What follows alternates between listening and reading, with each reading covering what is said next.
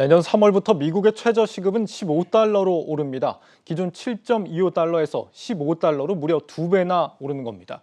바이든 대통령이 이렇게 강력한 경제 정책을 추진할 수 있었던 데에는 사실 한 경제학자의 연구 결과가 적지 않은 영향을 미쳤습니다.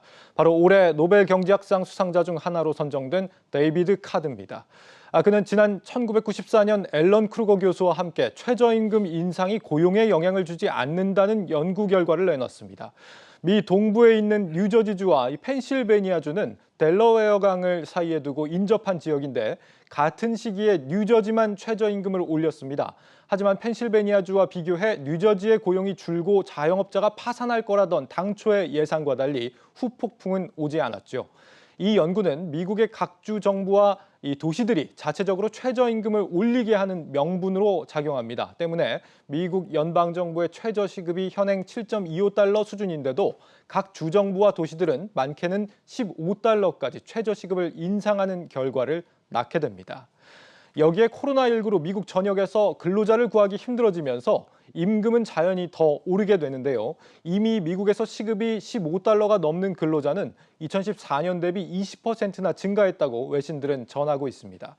바이든 행정부가 내년 과감히 2배 인상을 예고하고 나선 데에는 이미 기업과 사회에서 어느 정도 이 같은 기류가 존재했기 때문이라는 분석이 나옵니다.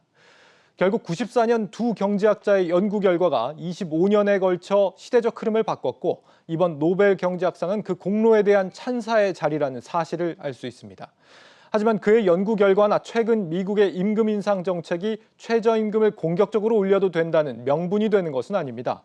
이후에 나온 여러 학자들의 연구에서 과격한 최저임금의 인상이 고용 축소로 이어질 수 있다는 결과 역시 나타나고 있기 때문입니다.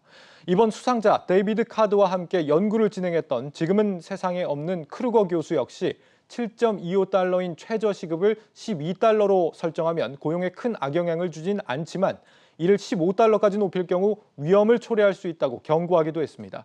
실제 미국 워싱턴주의 도시 시애틀에서 최저시급을 15달러로 올린 뒤 식당의 음식값이 1년 만에 7에서 8% 급등했다는 분석도 있습니다.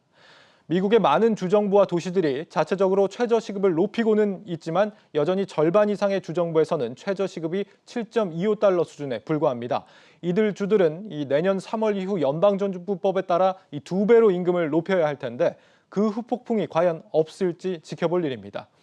25년 전 미국의 한 경제학자가 쏘아올린 공이 자국 경제의 성장과 분배에 과연 어떤 변화를 가져다 줄지 이제 전 세계가 주목하고 있습니다. 앵커 리포트였습니다.